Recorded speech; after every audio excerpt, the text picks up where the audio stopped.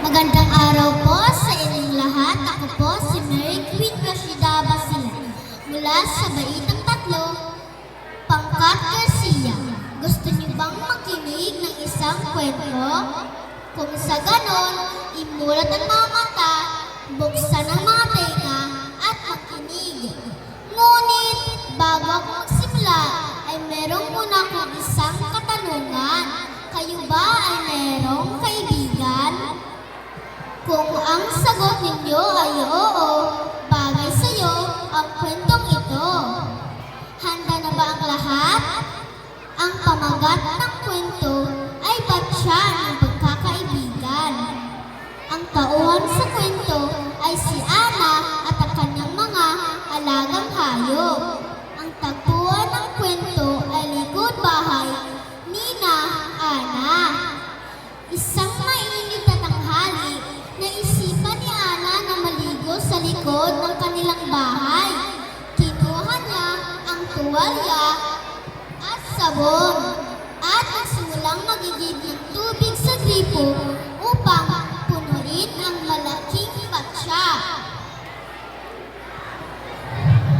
Habang nagsasalin siya ng tubig, biglang dumating ang dalawang baka.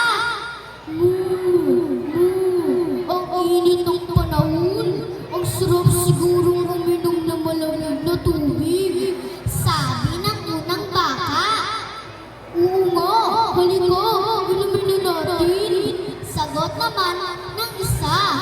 At bago pa man nakabalik si Ana sa batya, ubos na ang tubig. Ay naku, wala na, sigaw ng bata. Mga baka, bakit inyo ininom lahat? Napakamot lang ng ulo ang dalawang baka. Hindi sumuko si Ana. Muli siyang nagigib ng tubig para mapuno ang batya. Ngunit habang siya'y wala, dumating naman ang mga bibi. Kwak, kwak, ang saya sigurong maligo riyan, sabi ng unang bibi. Tama ka, tara na, iyan ang isa pa. At sabay-sabay silang tumalon sa batya. Plak, plak, plak, plak, plak. Ay naku mga bibi, para sa akin ang paligong ito. Galit na sigaw ni Ana. Lumabas na kayo. Napilitan tuloy lumipad palayo ang mga bibi. Muling nagigib ng tubig ang bata. Habang halos puno na ang batya, dumating naman ang baboy. Oink, oink, ang init ng panahon. Ang sarap sigurong uminom na malamig. Ang init! Gusto kong magbabad, Ana. Akin na itong batya. Sabay lusong ng baboy sa tubig. Naiyak na lang si Ana. Bakit ba walang natitira para sa akin? Pagod na akong magigib. Natahimik ang kanyang mga alagang hayop. Nakonsyensya sila nang makita ang batang umiiyak. Sabi ng baka, Ana, tutulungan ka namin mag-igib. Dagdag ng baboy. Oink, oink, pasensya ka na, Ana. Ako na ang magtutulak ng timba. At sabay-sabay namang sumigaw ang mga bibi. Kwak, kwak, kami rin. Kami ang kukuha ng tubig. Naggulat at natuwa si Ana. Sama-sama nilang pinuno ang batya ng tubig. Sa wakas, nakapagligo na rin si Ana habang masayang nakatingin ang kanyang mga alaga.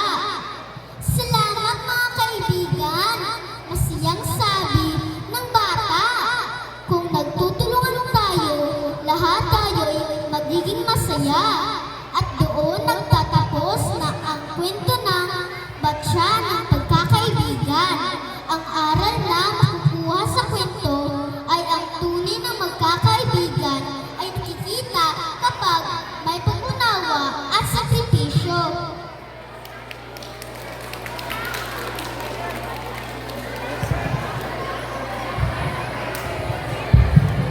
Maraming salamat sa ating mga kalahok mula sa unang baitang hanggang ikatlong baitang. Tunay na kahanga-hanga ang iyong kwento.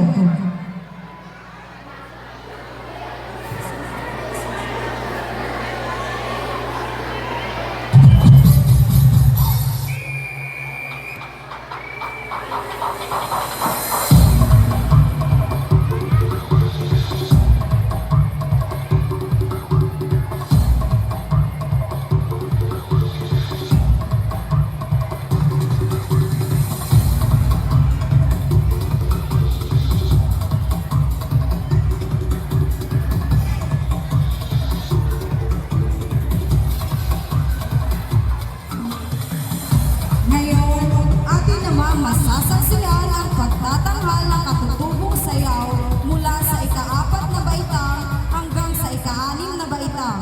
Sa patimpala na ito, muling mabubuhay ang ating mayayamang tradisyon sa pamamagitan ng makukulay na kasuotan, makasaysayang galaw at masisiglang indak. Kaya ngayon, unahin na natin ang masisiglang mananayaw mula sa ika-4 na balita. Bigyan natin si